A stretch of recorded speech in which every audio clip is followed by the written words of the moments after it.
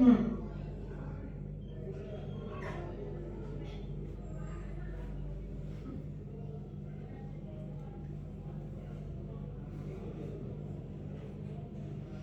पहले तो प्यार बिल्कुल ही नहीं था, क्योंकि हम लोग बहुत बार प्यार और रिलेशनशिप का जो एक फर्क होता है वो आजकल हम लोग भूल जाते हैं।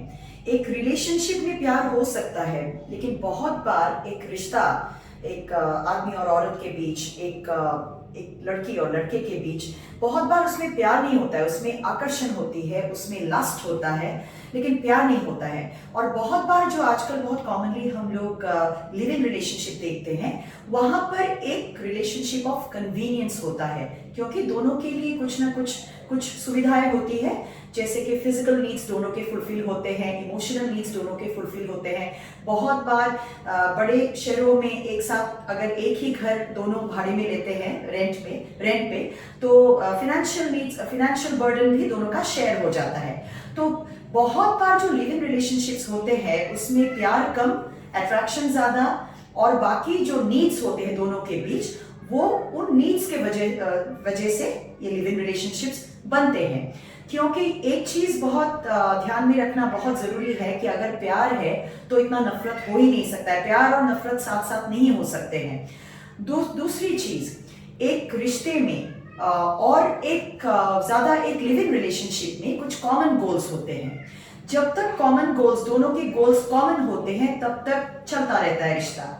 लेकिन जब गोल्स में कॉन्फ्लिक्ट आ जाते हैं, जैसे कि श्रद्धा चाहती थी शायद, जैसे कि मैंने न्यूज में देखा है कि उनको शादी चाहिए था और आफताब को नहीं, उसी को लेके एक झगड़ा हुआ था। झगड़े में उन्होंने इंपल्सिवली, जैसे कि बहुत गुस्से में आके उनकी हत्या की, उसके बारे में तो पता नहीं, या उन्होंने प्लान तरीके से पहले से ही प्लान करके रखा, क्योंकि बाकी जो हुआ हत्या के बाद सब कुछ प्लान था। उन्होंने काफी रिसर्च की, गूगल पे जाके रिसर्च किया, एनाटॉमी पे, ह्यूमन एनाटॉमी पे काफी रिसर्च किया, फिर डेक्स्टर के बारे में उसने बोला शायद वही एक नहीं है, शायद काफी सारे क्राइम सीरियल्स को देख के बहुत दिनों से प्लान किया हुआ है कि अगर एक ऐसा हत्या होता है तो किस तरीके से बचना है पुलिस के या लॉ से। तो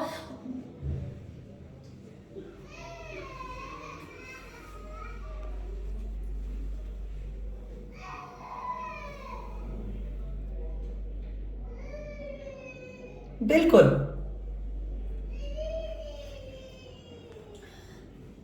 हाँ बिल्कुल होता है, लेकिन उससे पहले और एक चीज बहुत कहना जरूरी है कि आफताब को एक मेंटल हेल्थ प्रोफेशनल टीम से एसेस करवाना बहुत जरूरी है, क्योंकि हो सकता है उसमें कोई वो एक मेंटल इलनेस में भी वो जूझ रहे हैं। बहुत बार क्या होता है, जब साइकोसिस होता है, स्किज़ोफ्रेनिया होता है, डिल्यूशन में आके, हेलुसिनेशन होके इंसान ऐसा कुछ करता है जो एकदम एबनॉर्मल होता है, तो वो एक हो सकता है।